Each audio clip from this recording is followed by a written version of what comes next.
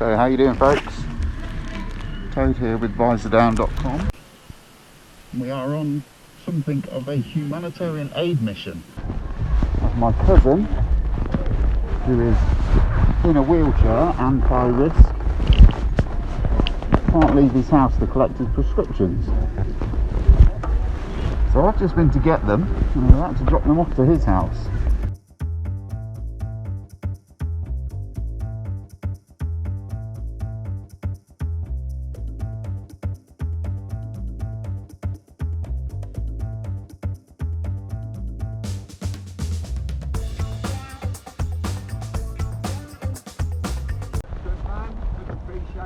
No problemo.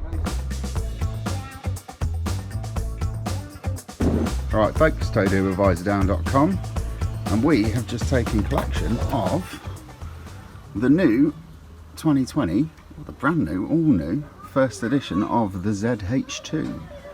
So not been and collected this, but they've kindly dropped this off for us, which is quite cool and very helpful because it's quite difficult to get out and ride at the moment.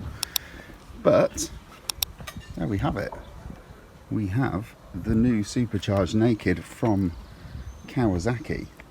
So I'm just going to go over the bike very quickly. This is high level, it's not going to be a full review, it's just a bit of a walk round, show you it in the flesh.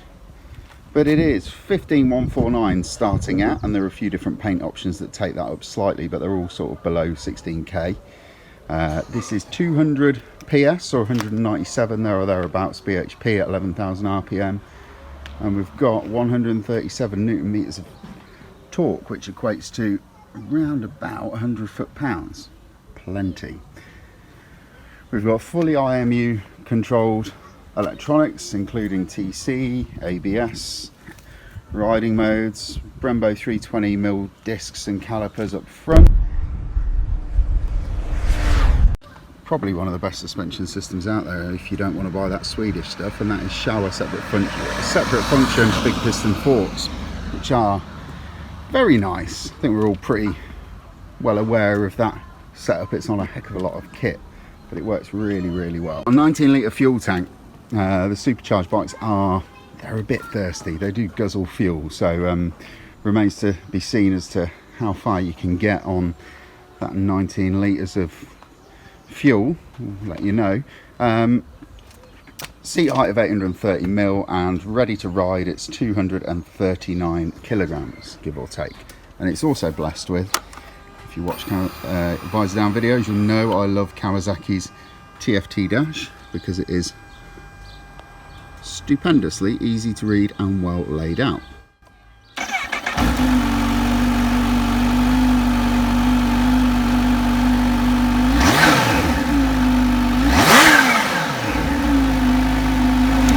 I'm not just doing that from cold, it has been warmed up.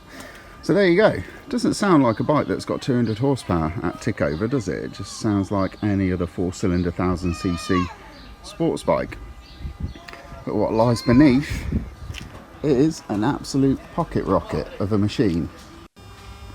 So obviously with the ongoing restrictions on travel due to certain global and UK situations, it's going to be pretty difficult to actually get this thing out for a road test. But what I am going to be doing, as I only have a bike as my primary form of transport, and I have parents that require medicines who are both in their 70s, I'll probably be doing some nips to the shop for them, and also the chemist. So it's going to be a kind of what's it like to live with it without actually riding it brain out on country roads. It'll be a couple of jaunts to the shops and sort of nipping around town because I can't take a car.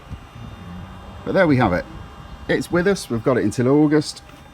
So if you want to know anything about it, please do send us your questions, and keep an eye out on Visordown.com and also Visordown's YouTube channel for further updates as we go.